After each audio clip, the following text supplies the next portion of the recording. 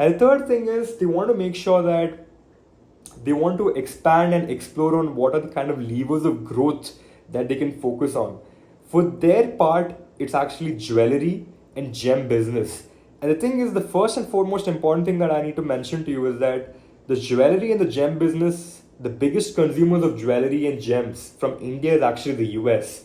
And if you notice with the whole US tariffs and everything, I think India has been hit hard on this part only because US is, whenever they're imposing tariffs, what happens is we would have like there's a loss from our end because you know what, the demand from their end is going to be inadvertently lower right now because of the tariffs.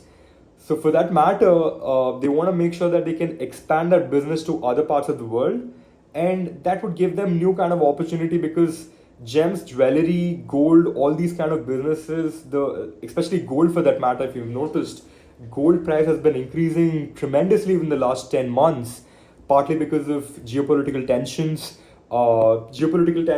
tariffs, global sense of prevailing uncertainty for anything, Because of that, the gold prices has been increasing because reserve banks, central banks, India, all the kind of central banks for all of the world have been accumulating and consuming more kind of gold just so that they can make sure that their fiat currency value is stable. They can just make sure that their own currency can be stable for now.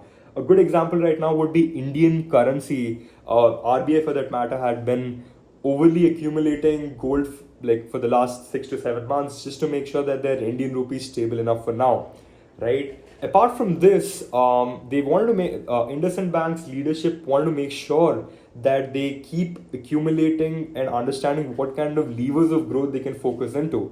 For their part, as I mentioned, jewelry and gem business were the first business. The second would be vehicle business. The reason I say this is because after the GST related bill that had recently come out, which is more favorable to the consumers, a lot of consumers halted their consumption of vehicles temporarily just to make sure that they could get the best price after the GST bill has been enacted.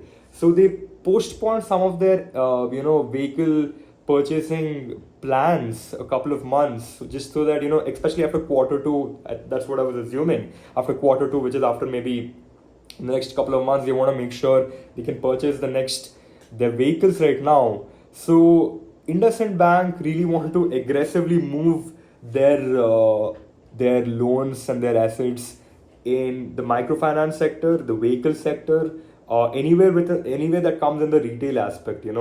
That would be home loans, affordable housing loans, gold loans, agricultural loans, anything in these areas. They're trying to aggressively push their work and their entire progress towards.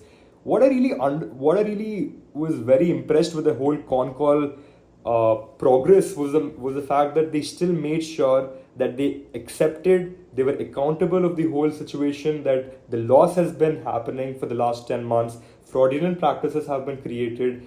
We are going to be there to make sure that more progress is going to be we're going to make sure that more progress is going to come into the bank from the kind of levers of growth that we want to focus into. And we're going to make sure that write-offs are going to be accelerated. We're going to get rid of the bad loans, make sure more quality loans are given, and for that matter, improve the return on asset, the net interest margins, and all the profitability related quantifiers that we generally look into banks, right? So I think there's currently the stock would be tremendously undervalued, only because undervalued is the wrong word. I think tremendously at the lowest since maybe the last high it has been. So it's going to be a couple of quarters before management decides to inspire more kind of growth, because this quarter I think they did a really good job with hiring a really good set of faces, and I think the next couple of quarters there will be a lot of branding, especially in terms of what is to expect from their management. I think there's a lot of branding kind of insights that are giving in the entire management call.